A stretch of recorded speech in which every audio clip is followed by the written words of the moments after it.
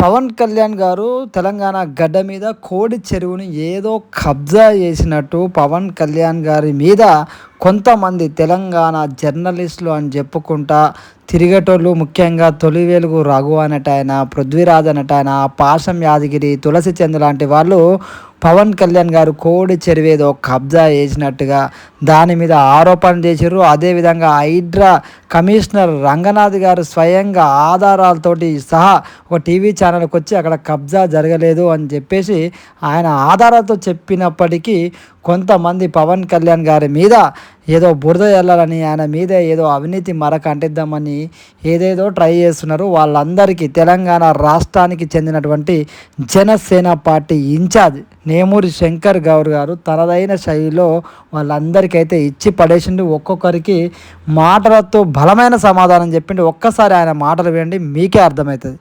నమస్కారం మిత్రులారా.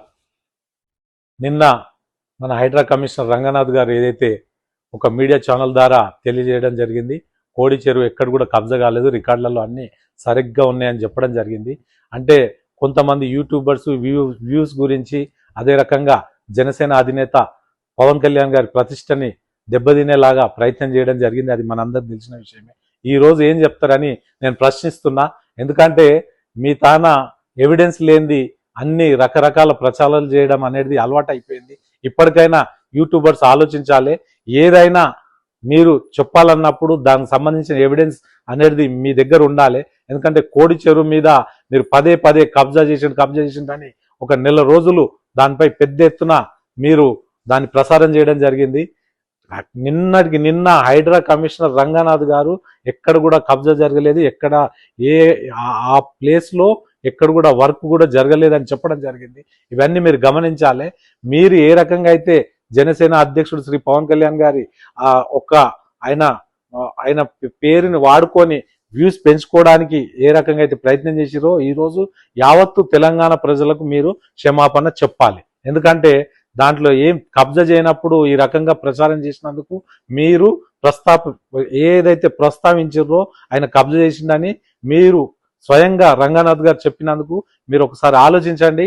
అదేవిధంగా రేపు రాబోయే రోజుల్లో కూడా మీరు ఏదైనా ప్రసారం చేస్తే దానికి కావాల్సిన ఎవిడెన్స్ పెట్టుకొని ప్రసారం చేయాలి. ఎందుకంటే చాలా చోట్ల ఈరోజు ఏదైతే రంగనాథ్ గారు కొన్ని చోట్ల కబ్జాలైన ల్యాండ్స్ని స్వాధీనం చేసుకొని గవర్నమెంట్కి చెప్పడం జరుగుతుంది.